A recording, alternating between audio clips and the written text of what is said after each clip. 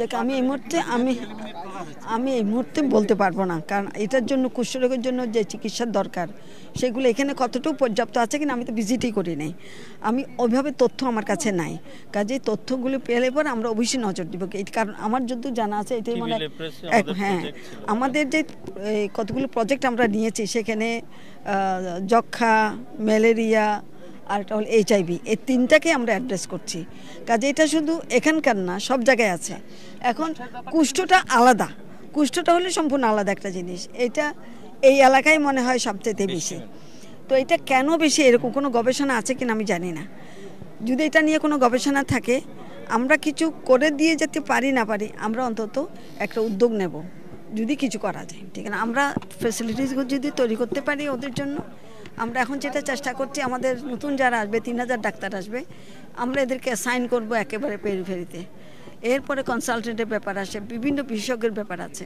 কাজে এটা শুধু শুধু ডাক্তার দিলে তো হবে না, ডাক্তারের সাথে তার ইকুইপমেন্টটাও দিতে হবে, ওইটার সাথে তার টেকনোলজি দিতে হবে, ওইটার সাথে তার নার্স দিতে হবে। যেমন ধরেন আপনার ICUর কথা বলেন, ICU তো ভিন্ন একটা জিনিস না, ICUর সাথে ICUর নার্স থাকে, ICUর সাথে ICUর অ্যানেস্থেসিয়া থাকে, এক একটা সাবজেক্টে এক একটা আলাদা। যেমন আপনি অর্থোপেডিক, ওদের অ্যানেস্থেসিয়া একরকম, হার্টের হলে সেটা আরেক রকম।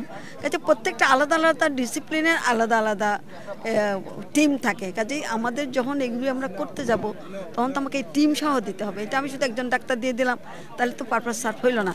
কাজে একই সাথে আমাকে ইকুইপমেন্টগুলোও দেখতে হবে। এখন আপনারা জানেন যে অনেকগুলো জায়গায় হাসপাতাল হয়েছে কিন্তু ইকুইপমেন্ট নাই, কিংবা সেখানে ডাক্তার নাই, জনবল দিতে না পারলে তো হাসপাতাল চালু হবে না। আপনাদের এখানে যে শিশু হাসপাতাল যেটা আছে এটা চালু করা যাচ্ছে না কেন?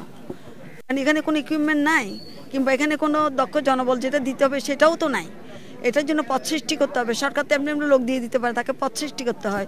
পথ সৃষ্টি করলে তাকে ভাবতে হয় এই টাকা এতজন যে ডাক্তার নিবে, টাকাটা কোথা থেকে আসবে। এটা পরিবারের যেমন আয় ব্যয়ের একটা হিসাব আছে, রাষ্ট্রেরও তো একটা আয় ব্যয়ের হিসাব আছে, সেইভাবে তখন তারা হিসাব করে।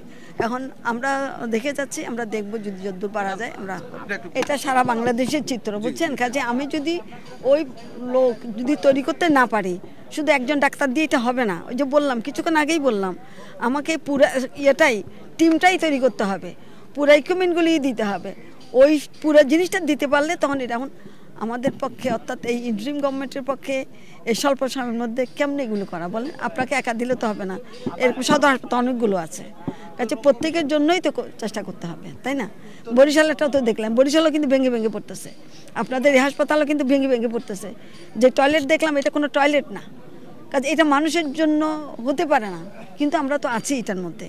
কাজে আমরা সবাই মিলে চেষ্টা করি, সবাই যার যার জায়গা থেকে নিজে নিজে পরিবর্তন হই এবং সরকারকে সহায়তা করি, তাই না? তো কাজে এখানে 3টে জায়গার কথা আমাদেরকে বলা হয়েছিল, এই 3টে জায়গায় আমরা এখন দেখলাম। এখন এখানে যাওয়ার পরে আমরা আমাদের মতামতটা দিব, তারপর চাইনিজ অ্যাম্বাসেডার নিজে আসবেন, ওনার ফিজিবিলিটি স্টাডি করার জন্য আসবেন, তারপরে কাজ হবে, তার আগে তো কিছু হবে না।